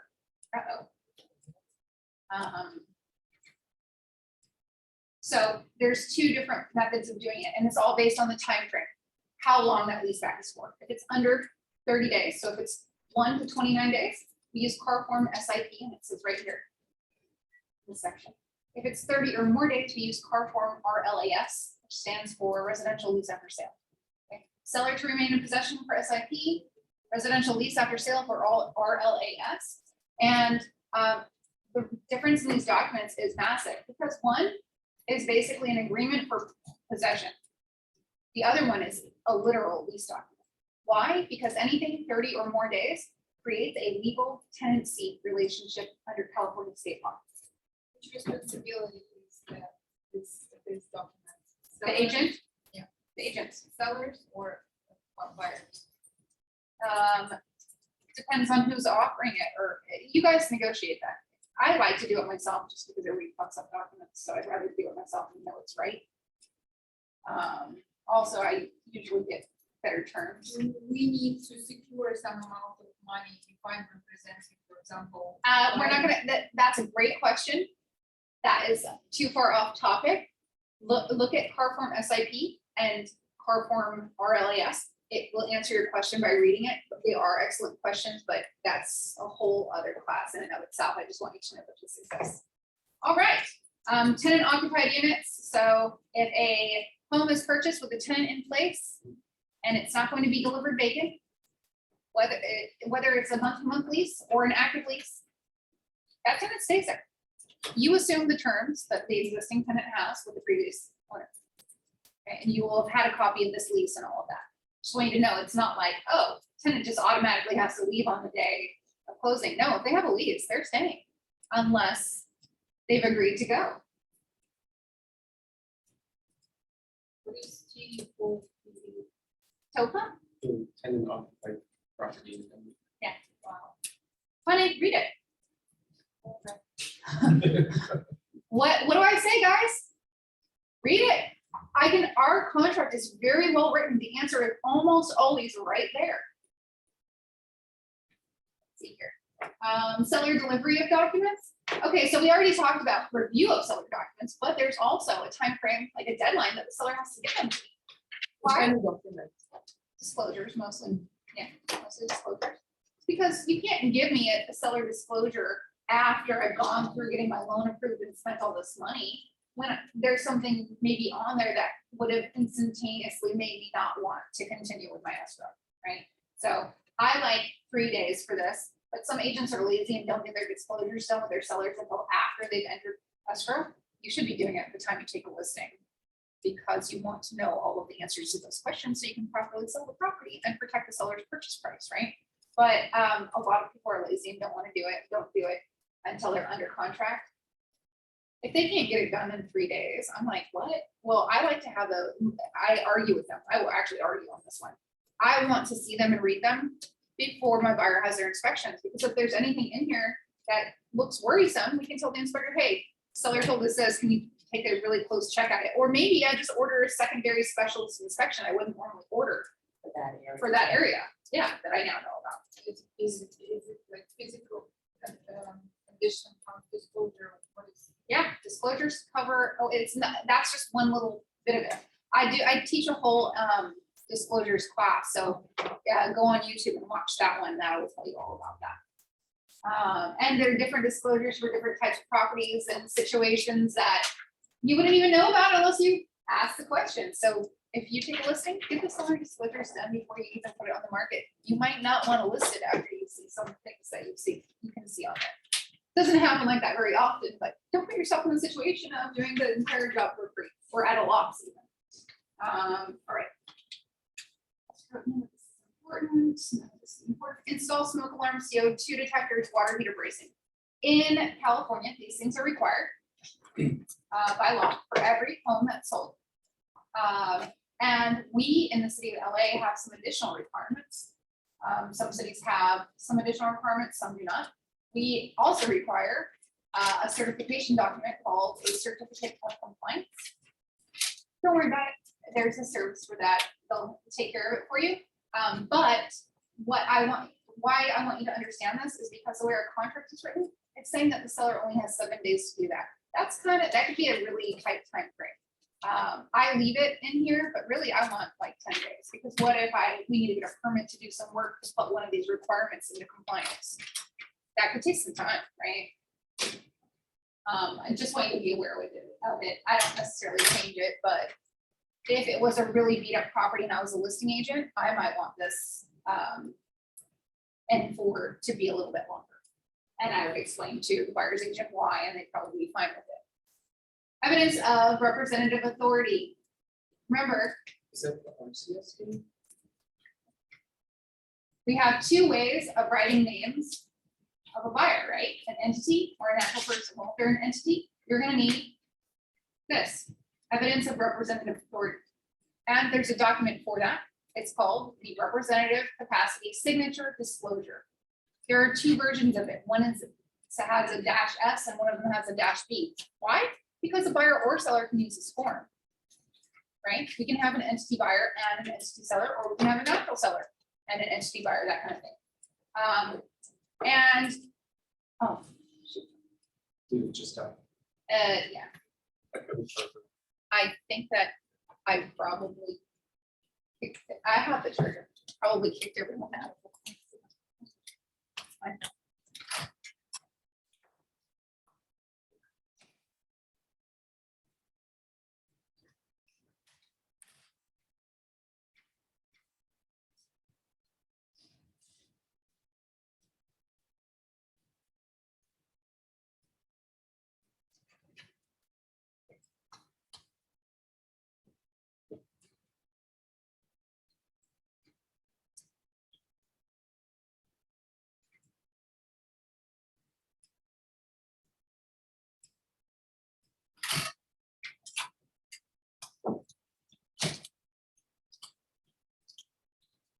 Hey guys at home, you still logged in? Yeah? Yeah. Okay, great. Sorry, I'm just plugging my computer in here.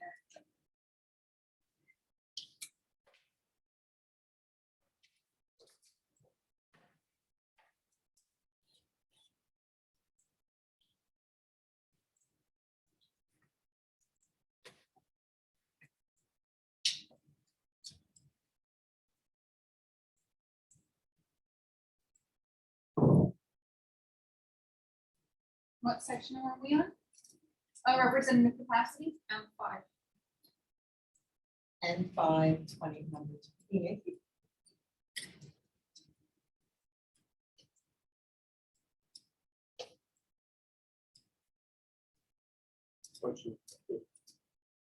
Fix. Yeah, I don't even understand what I did to myself. I'm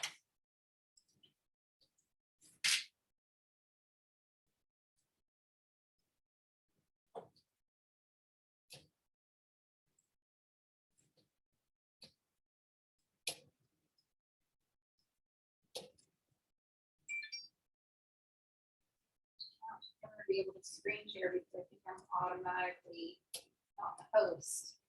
I leave, right?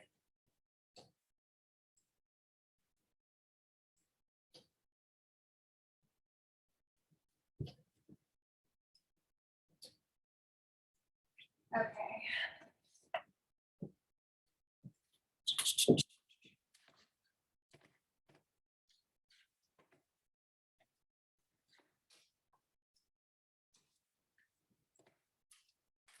Does anyone know how to modify who the host is on Zoom? Assign hosting. It's under participants. Okay. It says invite, copy link. Oh, you know what? I think it's here. Make host. There we go. Yay.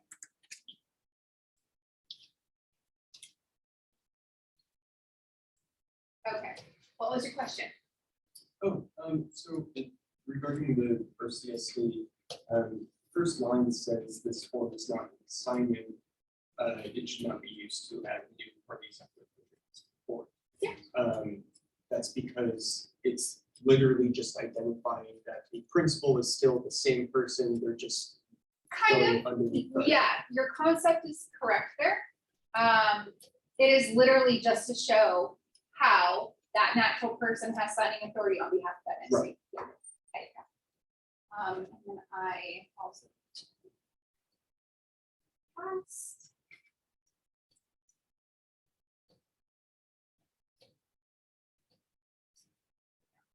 Okay, everybody here and at home now has the RPA, right?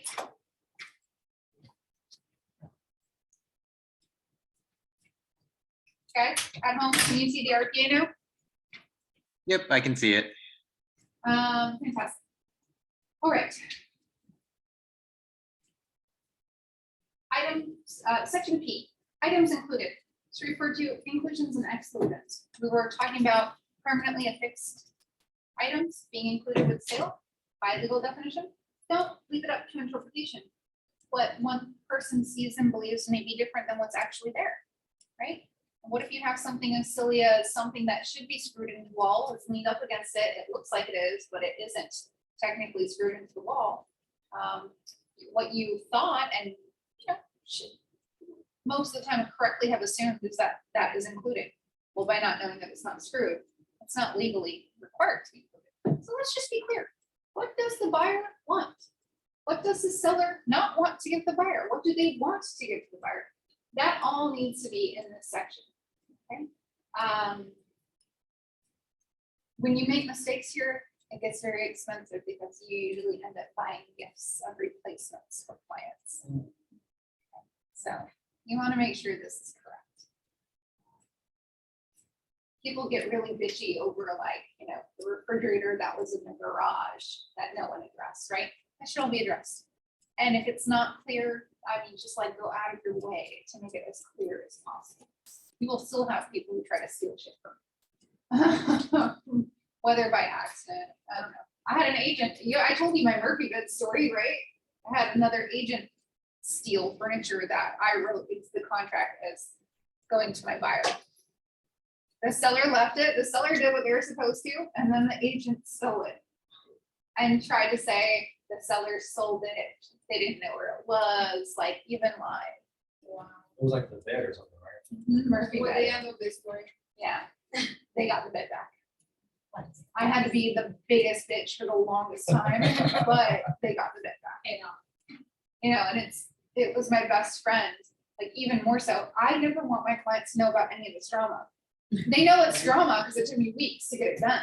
But I'm like, don't worry. I'll take care of it. You know, now we joke about it. I'm like, that was one of the hardest things I've ever done in my job. And I negotiate like these really big deals sometimes. I get some pretty complex stuff, but just getting a bed back from a dishonest agent was like a crusade mission for me. Did you push the agent to bring it back, or you Yeah. reach the seller to find out what's going on? I would have gone to the seller if the agent didn't bring it back, but I didn't want to have to do that to the agent. So I forcefully gave her the opportunity to be a better person multiple times before, and she eventually did before I felt the need to resort to going to the seller directly. Yes, In those instances, which I imagine are rare, hopefully, very rare. would you threaten small claims? Oh, I threatened the shit out of her. Or I was like, maybe go to a my different clients are bank? gonna, yeah, my clients are gonna sue the seller. The sellers are gonna sue you.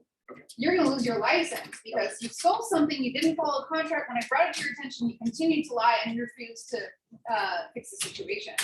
Not only that, I'm gonna lock them in and file an ethics complaint against you, like, Which would involve like. yeah, I was like, let's just return the bed that doesn't belong to you. Because I guarantee you, it's gonna be more costly and damaging to you to not. End of story. And she's like, you're so mean. And I was like, I don't give a fuck. Yeah, I'm so mean. You're a thief. Just return the bed. I mean, yeah, it was bad. I could talk about this for like 2 days straight. All right, allocation of costs, what's normal? Okay, NHT. Well, this is a report that the seller is required to give to the buyer. So who should pay for it typically? So Seller pays for it typically. All costs are negotiable, right here. All costs in real estate are negotiable, but I'm going to just teach you what's standard, and it's standard for a reason. If the seller is required to give it to the buyer, the seller should be paying for it. Then you have to select what company is providing this report, but you're the buyer's agent writing this offer. That sounds stupid. Sellers required and liable for the information contained in this report. Why would I tell them what company to get it from and take liability on myself as a buyer's agent? Don't do that. It's seller's choice. Yeah. And you'll have NHD company reps come in here and tell you the opposite. Don't listen to them. They want to sell their product. You want to protect yourself and your clients. If you're the buyer, you should be saying seller's choice for that. All right. Smoke alarm, CO2 detectors, water heater racing. Who do you think would take care of this one? Pay for this one? Seller. Yeah. Because why would a buyer be paying for any work at a property they don't own? And what about taking on liability of hiring someone to go do work in a home you don't own? What if something happens, right? So Government required point of sale inspection reports. We have one of those in LA. It's called the 9A Los Angeles City Building Report. Escrow usually takes care of this for you. But if you're a good agent, you can get it taken care of and have it even before going to market. Who pays for that? Seller. Seller. Which one was that? Q5. Q5. And Q6. Q4, 5, and 6 are all part of the same thing. It's just because some cities have additional requirements, some don't. They have to be vague and cover it a few different ways and a few different times right here. Q4, 5, and 6 are all basically the same thing, and they should all always be seller. Even if there aren't requirements, the way the contract is written is so that you can safely say seller and address it. Because this only applies if it's required. If it's not required, there's nothing for the seller to pay for, right? Escrow fees. Who pays escrow fees? Each investor needs own. Yeah, buyer and seller both pay escrow fees. They each pay their own. So we don't use the word both because they have different fees, right? Why would we, share the cost of, what if your escrow costs you 20 grand and mine costs me 10 grand?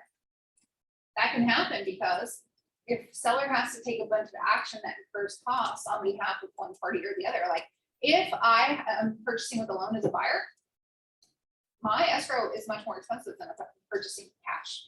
Why? Because there are fees associated with all of the work escrow has to do with the lender. Same thing, if I'm a seller, I have a bunch of old liens and my title report's dirty, right? It's disgusting. I have clouds all over my title. Escrow is gonna have to do all of this work to get documents and releases and get things recorded. They're gonna incur fees and they're gonna charge fees for those services. So even though we have the same base escrow fees, buyer and seller, our escrows, the cost to us can be vastly different. So in that case, you would put each to pay their own. That's right. When would you check those? So you As would an check option. like buyer, seller, and each to pay their own fees or just the one? Each to pay their own. Sorry, I didn't hear what you guys were saying. I was just asking because there is a box. Oh, you want me to just illustrate it? Is that what you're saying? Say where it says Or both, what scenario? why instead of. Yeah, I don't, so I don't know why both of them exist. It shouldn't really be on this contract, yeah. Maybe if you negotiate with the seller, like say, pay for all. Yeah, but then that's just the seller paying all of it. Perhaps We have that it's, a sale that's like internal, like within your family. Maybe, I don't know. Yeah, I don't know. Who knows? You'll probably never use it. Cool. I wouldn't use it. Even in that situation, I would still make it more clear. Escrow holder, who decides who escrows? The sellers. Typically the seller. Why? Because all you care about is getting buyer's offer accepted, right? You're not gonna fight over escrow. Also, escrow oftentimes has already started working with a listing agent on a seller's home, like getting it prepared for escrow, like ordering that building report we talked about, or giving them estimated fees. There's oftentimes someone attached to the property, to that escrow already, to that property, right? So typically the seller. As if the market shifts enough to where we're in a complete buyer's market, we're not there yet. But if we become a complete buyer's market, it might be actually flipped. It might be calling a buyer to the services like escrow and title. Again, there might be a good reason for it. Also, maybe the buyer has another escrow going on, like they have a chain reaction kind of thing. It just makes things easier. So you might call the listing agent and tell them, this is why I'm writing my buyer's escrow company. Also, buyers go and sign loan documents a lot of times at escrow. They can do it with a traveling notary, but it's always better for them to do it at escrow. Sometimes escrow will get lazy and not want to do it with them because it's time consuming. Try to get them to. So what does that mean? Well, if your seller, if our property sale is here, Beverly Hills, yet they want me to use an escrow company and I'm representing the buyer out in Orange County, that means my buyer would have to drive to Orange County to actually do anything in person with their escrow officer. The buyer is the one that has to do in-person stuff most of the time. It can be both, but mostly buyer. So I really want something geographically convenient for my buyer. I don't want an escrow company 50 miles away. Title. Who pays for title? Here. Trick question. Seller pays for their title policy. If the buyer has a loan, they pay for their policy. Yeah. Owner's title policy, buyer's lender policy. There you go. There is no both. So who pays this one? Seller. Typically who chooses title? Again, What do they put both on there? I don't know. Okay. Yeah, Everything I don't know. else You is- don't want to use it, don't use it. No. Some people actually need it. Doesn't make any sense. I don't know why anyone would want to do it. Yeah, let's see, sorry. How about transfer taxes? County and city. I would say the seller. That's right. Yeah. Isn't it fucked up that we as consumers pay sales tax on the items we're purchasing? Shouldn't the person who's making money from what we're purchasing from them, shouldn't they be paying those taxes? Yes. I mean, they do. That's probably a complex issue, but seller pays the city and county transfer taxes. Not all cities have transfer taxes. You should very specifically know Beverly Hills does not. Los Angeles has very high city transfer taxes at time sale. So, and now we have Measure ULA. Do you guys know that? Yes. Yeah. Yeah, Yeah, we heard a funny joke regarding ULA yesterday. What was it? FULA. Yeah, that measure is so poorly written. It basically taxes sales over 5 million way higher. It gives them this extra weird tax. It's supposed to go to housing for those experiencing homelessness. I think I used the PC term, the correct one, or is it new now? There was an example, under 5, it was 25,000, over 5, it was like 2. Yeah, if it's over 10, it's like even more, even higher. So 7%. yeah, and then they're like, well, it only affects rich people. Well, no, what if there are 5 of us that own that home? And it's all of our inheritance, or we all threw in on it, you know, it's all property, also commercial, residential, income, primary residence, it's all of that. I think it'll eventually get overturned. What's that? Challenge them. Yeah, it's definitely getting challenged in court, and it's people who have money to challenge in court that it's affecting. That's gonna happen. I don't see how that is, you know, like fair and equal treatment, right? I think that is a constitutional violation. If you specifically write in this measure, a single owner, maybe, I don't know. I still think it's I mean, it's, I don't want to get into politics on it, but ULA is going to be like, these new taxes are major considerations in real estate moves. If you don't understand ULA and how it potentially affects your clients, then you're going to lose business and you're not a good agent. Go read ULA. And it's Look at how hard it is. We have to know about all of these things that we might not even hear about. How do you know about something you didn't hear about until right now? How can we look that up? And it's effective from April 1st. If you have a seller who wants to sell something like before they. Updating every day. Yeah, you need to know what ULA is. So Google it, ULA. And guys, here's the other tidbit. When you are looking at, you know, policy changes, actually look at how it was written, not someone's viewpoints and regurgitation of it. You will get biased information that can be very inaccurate. So you need to look at the actual measure that was written. Do you know what I mean? Like you can go to the government website and you can look at the real measure, read it and understand that, because otherwise you're gonna get garbage and misinformation and you're gonna get opinions. And that is not what you are. You're a real estate professional. You need to know how to use all of the opinions to your advantage. Yes. Do we have some mailing with this kind of news, rules, laws? I don't know. So the deal. I don't think so. I think like there'll be emails from CAR sometimes not. If it's really important and big, Michael Rosales will talk to us about it. Oftentimes I'll teach you something. If it's really big, or I'll mention it. Like coming to classes like Justin's, mine, making sure that you go to Michael's thing. Those are gonna be constantly important for your career for these little reasons like this, because one move could really destroy your career if you don't know about it. And we're a really unregulated industry. These classes like this, they don't exist anywhere else. No. It doesn't. And I am constantly, I used to stress out a lot about it, like, how do I know about these things? Well, I'm here every fucking day, all the time, and all my friends are real estate agents. Chances are I'm gonna hear about whatever is going on accidentally at some point, hopefully as soon before it bites me, right? Just come. You have to be plugged into the real estate community. Keep on coming, never stop coming. Kristen, the DRE sent an email, industry advisory summary, new real estate laws for 2023, and it just goes through this insane list. Yeah, and I went over it actually at the beginning of 2022, and I'll do the same at the beginning of 2023. Most of those documents, even though it's an insane list, are not documents that we'll ever be using. Yeah, so don't let it That's like, intimidate you. I'll go through and I'll be able to tell you guys very easily and quickly which ones. And we'll look at them if I think they're significant enough. But yes, you will get that from me in January every single year. And Michael too. There'll always be a bunch of them. All right, back to this. We're almost done, guys. I know we're getting long and we're getting tired. It's hard to pay attention this long. It's hard for me to talk this long. So who for transfer taxes? Seller. The seller. Do not, this is one of those you want to be careful at. If you know that a city doesn't have city transfer tax like Beverly Hills, I mean, you have to be 100% certain, because if you're not, and it becomes an issue that's undefined under an accepted contract, your lawsuit city all over the place, no one's gonna want to agree to pay this. But like, you really don't want to check this on a Beverly Hills house.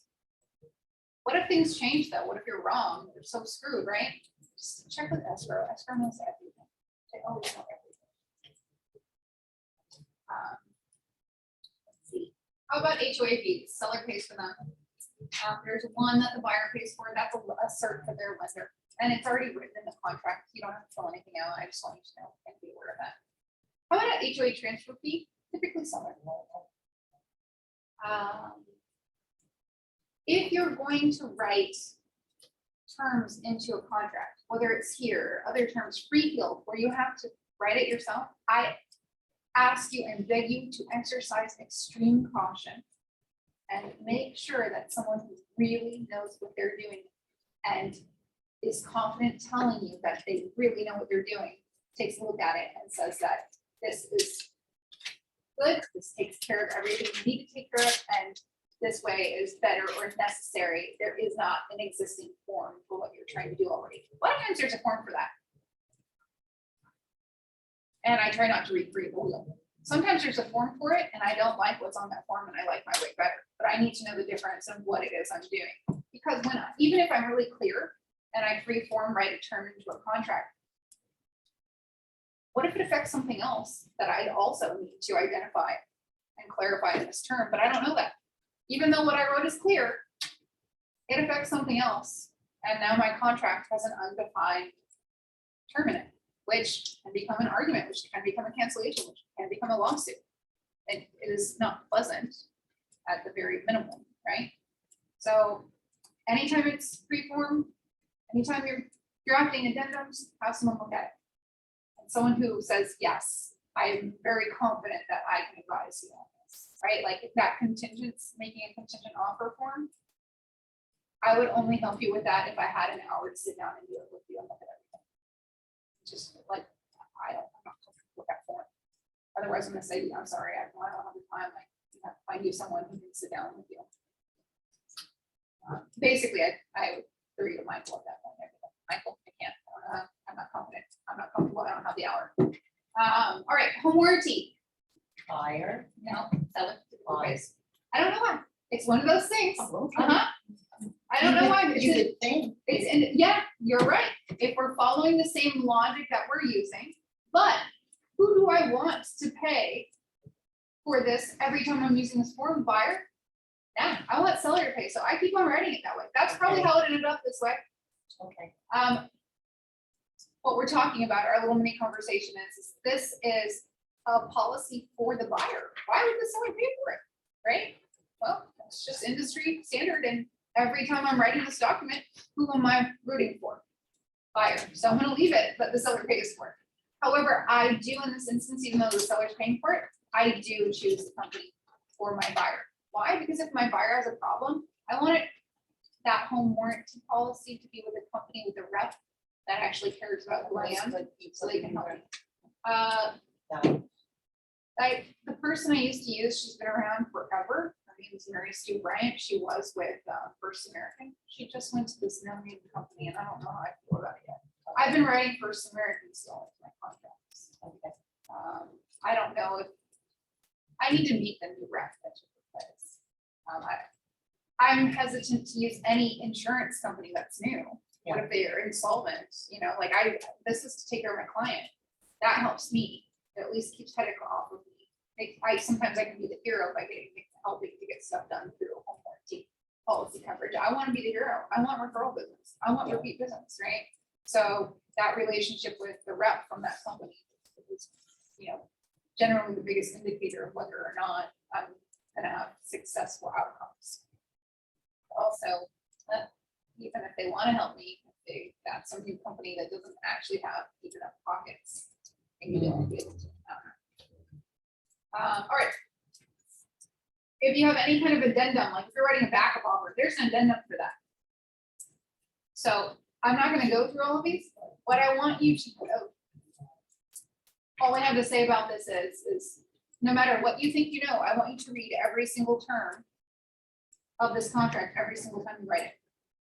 Unless they make massive changes, they don't tell us. See, this was revised in June of 2022. They only told us about all the massive changes they made January 1, 2022. They change them all the time. So you're going to shoot yourself in the foot if you ever assume that you know what you need and where things are and what you need to check. I want you to look every single time and verify. And I want you to look more than once. I want you to double check and verify. Yeah. And sometimes when you check these boxes, like sometimes you'll see this and there'll be a notification that says it's been added in zip forms, but you still have to remember once you finish writing your contract to go into the main document section and then fill out the document it just added. Sometimes you'll check a box and it won't add it. So you should need to keep track of what boxes you're checking and make the connection. Oh, do I need to double check to make sure if there's if there's a document I need to accompany my contract now, right? It is complicated, but it is not hard because this is well written. So as long as you pay attention and double and triple check everything, you'll be fine. And if you don't know, just ask. Always better to ask. This is, like I said, there's nothing more important that you need to know than this in real estate. Getting clients and understanding the contract. Everything else you can figure out. All right. That's basically it as far as what you need to know. The rest of this, do you see like all of these paragraphs? They all support and better explain. They correspond with these letters and numbers. Okay. Then on the last page, a couple little things I want to point out. Actually, page 14. Yeah. 14, I want to point something out. When you use, if you don't understand what I'm talking about, that's totally fine. But if you do, you'll be appreciative of this later. There's a way to link your DocuSign account with zip forms where it will auto tag signature places for you. This can be very time saving, but there are some glitches and little things you need to know if you're going to use it, particularly with a purchase contract. Liquidated damages and arbitration has a second set of initials for the client. Almost always your client does actually want to initial this. However, if you use that plugin, DocuSign, it puts them in a way that doesn't prompt and ask your buyer. So you have to go and modify it. So you can use the plugin still, but you'll have to come to page 14 and you'll draw a little box around the DocuSign tags that are there. And they'll look different than the other ones. They'll still be the same colors, but they will be empty. The other ones, if there's solid red on the inside, it'll just be a red outline of a box. You have to draw a little box around them. And on the right-hand side, a section, a little box that says required field will pop up and you have to select required field. Only then will your buyer be initialing these spots. They want to, and you're probably gonna get countered if you don't. And I'm gonna know you're an inexperienced agent who doesn't know what you're doing. Because I know if you've written many of these, you've run into that issue before and you wouldn't be making that error. So you link it in with DocuSign. You can link zip forms with DocuSign. And then DocuSign and zip forms. big link, yeah. But what I'm saying is you don't even have to use this. I don't like using this. When I was a newer agent, I did it all by hand, so stuff like this could never happen to me. And also, as another way to double check myself, that I didn't mess up anything, that I didn't miss anything, I didn't forget anything. What's that? Brian, Oh, go through Brian. like. He's not writing your offer for you ever. No, but as a transaction coordinator, like, Oh, you can just send. Brian is a great transaction coordinator, but unless you don't have enough time to do your own transaction management, I would recommend you do it. Why? Because you're not gonna miss things. You're not gonna make errors. You're gonna learn so much more. You're gonna be a better agent. You're gonna provide a better service. I did my transaction management work even like to a point where I could no longer deny that it was hurting my income. I needed that time to go ahead and accept those leads and follow up on those leads. I had to bring in Brian at that point, but I hated doing it. You will never have more control over your transaction and be more educated on it than if you do it yourself. So, I don't know. You can use Brian if you need to. I mean, my poor dad, he's so not tech savvy, he has to use a transaction. I would get it then, right? But, so if you use that plugin, there's that glitch on this document, and there's a bunch of glitches on the documents, and some of the documents that are less commonly used don't even tag up at all. So I just wanted to know, like, for sure on the RPA, there's that glitch, but there are glitches using that plugin, so you're gonna have to double check it yourself anyways. All right, and then the last page where the buyer signs. If you have a counter offer that you're gonna add to it, like you would check this as a listing agent. If you're writing this as a backup offer, you check this. Well, you've got it. In any case, oftentimes people miss these initials down here because the buyer and seller already signed this page. And so they don't think that, oh, there's gonna be initials down underneath. There are initials down underneath. And it's really confusing because there's also this box that proves the seller maybe reviewed but did not accept an offer. So you've got initials. It visually is kind of confusing, right? Don't worry about this one. Oh, don't worry about this one. Just make sure these ones are always initial. All right. You guys, you as the agent sign as well. Make sure your contact information is actually filled out. This is new. So it used to just pop in if you've written it in once. That's not the case anymore. So don't miss it. You need to have all of your information in here. Just read everything, double check, especially when you see blanks. I want you to look at every header, what it says over on the left-hand side, because sometimes no action is required in the contract read, but it's probably something you need to discuss with it. It could be something you need to discuss with your client that might make you want to do something else different in the contract. Just read everything every time. Read everything every time. Not all of it, but at least these bolded portions, okay? That way you don't forget anything or miss it. And then, you know, stuff like this, anytime there's a blank, always look at it. You might not need to use it every time, but if there's something to be filled out, it looks like there's something to be filled out, take a really good close look at it before you decide whether or not you actually fill something out there. All right, that's it, guys. Thank you. You're welcome. Ooh, that was really scary today. Sorry about that. I'm not usually so people. But it's not difficult. It's important, but just read and ask. Just read, just ask. So if you're in the mentorship program, what should you do now that you've taken this class? Go to your mentor and ask them some information to fill these and go over it together. Yes. Do the associated practice activity with your mentor. Go write a practice residential purchase agreement. You might want to read it once before you go. So read it. You're welcome. Go to your mentor, do your practice.